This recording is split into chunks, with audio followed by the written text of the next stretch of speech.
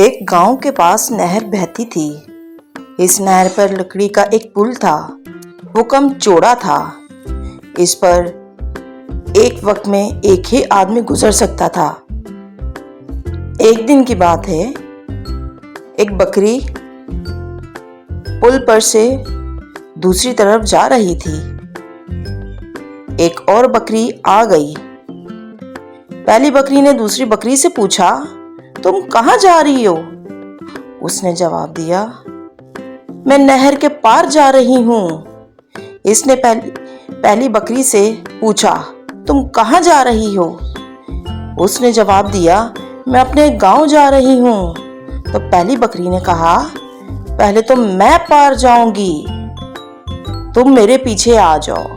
वो कहने लगी कि पहले मैं पार जाऊंगी, मैं पीछे क्यों जाऊं?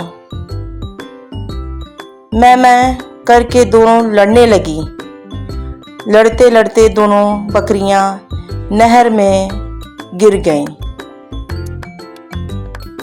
तो प्यारे बच्चों, इस कहानी से ये सबक मिलता है कि एक दूसरे का साथ देना चाहिए। Thank you. Please like my video and subscribe my YouTube channel.